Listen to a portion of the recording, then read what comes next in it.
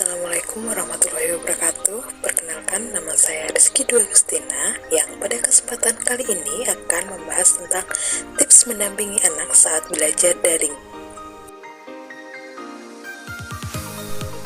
Seperti yang sudah kita ketahui bersama, setelah kasus pertama COVID-19 terdeteksi masuk di Indonesia pada awal bulan Maret 2020 lalu, pemerintah mulai menyiapkan kebijakan pencegahan persebaran COVID-19. Salah satunya, pemerintah mengumumkan tentang kebijakan baru sistem pembelajaran. Tepatnya pada tanggal 16 Maret 2020 lalu, sekolah harus ditutup. Pembelajaran tatap muka terpaksa diganti dengan pembelajaran online. Awal kebijakan yang hanya direncanakan 2 minggu berubah total. Dan tidak terasa kita semua sudah bertahan hampir 2 tahun dalam sistem pembelajaran baru ini. Tidak ada pengecualian antara jenjang TK hingga perguruan tinggi. Semua sektor pendidikan terkena dampak. Semua harus menerapkan sistem daring saat pertemuan dengan guru. Sistem pembelajaran online memang dirasa efektif untuk mengurangi laju penyebaran virus COVID-19. Namun, ada banyak keluhan yang menyertai sistem baru ini, seperti rasa bosan, malas, kurang motivasi, hingga sulit memahami pelajaran. Menjadi umumnya rengekan anak-anak pada orang tua atau pendamping mereka saat belajar. Lalu, apa yang bisa kita bantu untuk memaksimalkan pendampingan belajar dalam jaringan? Hal pertama yang dapat dilakukan adalah memberikan suasana belajar yang kondusif.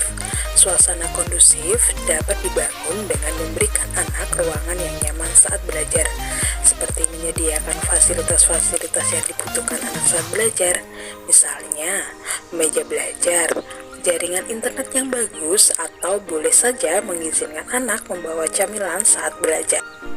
Yang kedua adalah membuat jadwal harian.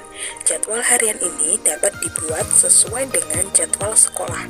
Jadi, ketika jam sekolah berarti kita harus mengkondisikan anak dalam setting belajar, di mana materi yang diajarkan sesuai dengan materi yang telah diberikan oleh para guru. Yang ketiga adalah menggunakan metode belajar yang menarik. Nah, poin ketiga ini sepertinya akan sedikit menjadi PR bagi para orang tua. Menggunakan metode belajar yang menarik akan lebih memotivasi anak saat belajar, atau setidaknya tidak membuat anak gampang bosan. Salah satu metode yang dapat digunakan ialah dengan window shopping yang melibatkan beberapa orang di rumah, atau bisa saja sesekali menggunakan metode reward, yakni memberikan anak hadiah karena sudah mengerjakan tugas. Hal keempat yang dapat dilakukan adalah menggunakan materi atau mengakses materi dari situs-situs pembelajaran online. Tidak perlu khawatir, di zaman serba modern ini, kita dapat memanfaatkan beberapa platform pendidikan sebagai pedoman kita saat menampingi anak-anak saat belajar. Apalagi, beberapa platform ini dapat diakses dengan gratis. Misalnya, Ruang Guru, Wiper School, dan Ruang Belajar. Hal kelima yang perlu kita lakukan adalah menerapkan kedisiplinan pada anak. Menanamkan kedisiplinan pada anak menjadi hal penting yang harus dilakukan.